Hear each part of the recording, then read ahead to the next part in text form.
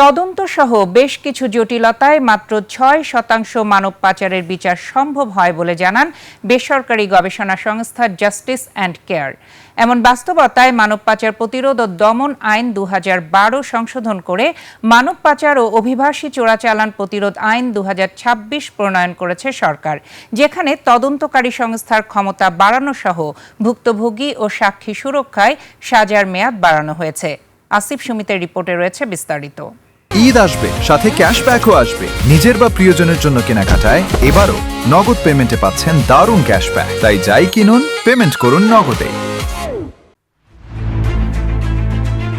সুখের আশায় ইউরোপের পথে অবৈধভাবে পাড়ি দিতে গিয়ে লিবিয়ায় মানব পাচারকারীদের খপ্পরে পড়েন অনেকেই, যা বিশ্বে বাংলাদেশ নিয়ে নেতিবাচক ধারণা জন্ম দিচ্ছে। অর্গানাইজড ক্রাইম ইন্ডেক্স ২০২৫-এর হিসেবে মানব পাচার অপরাধের সূচকে ১৯৩টি দেশের মধ্যে ৮৩তম অবস্থানে বাংলাদেশ।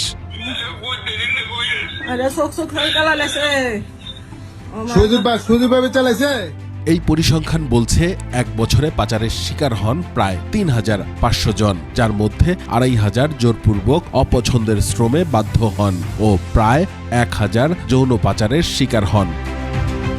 মানব পাচার প্রতিরোধে ২০১২ সালে আইন প্রণয়ন করে সরকার, গঠন করা হয় আলাদা ট্রাইব্যুনালও। তবে বিচার পেয়েছেন খুব নগণ্য সংখ্যায় ভুক্তভোগী। অধিকাংশ মামলাই আমাদের কনভিকশনে যাচ্ছে না, এবং আপনি যদি গত বছরে আমাদের কনভিকশন রেট দেখেন এগেইনস্ট দি যে যতগুলো মামলা ডিসপোজ হয়েছে সেটা ৬%।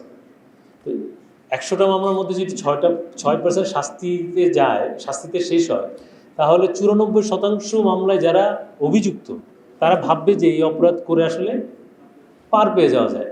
সরকার বলছে আগের আইনের চেয়ে সাজার মেয়াদ কঠোর ও সাইবার প্রতারণা যুক্ত করে মানব পাচার ও অভিবাসী চোরাচালান প্রতিরোধ ও দমন আইন ২০২৬ করা হয়েছে।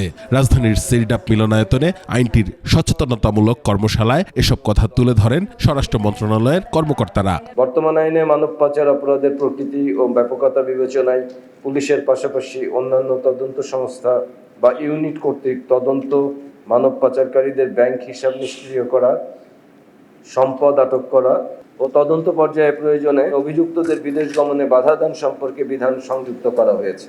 নতুন আইনের কার্যকর প্রয়োগ ও ব্যাপক প্রচারণার মাধ্যমে অবৈধ পথে বিদেশ যাওয়ার প্রবণতা কমবে এবং মানব পাচারকারী চক্রের বিরুদ্ধে কার্যকর ব্যবস্থা নেওয়া সম্ভব হবে বলে মনে করেন কর্মশালায় অংশ নেয়া গণমাধ্যম কর্মীরা।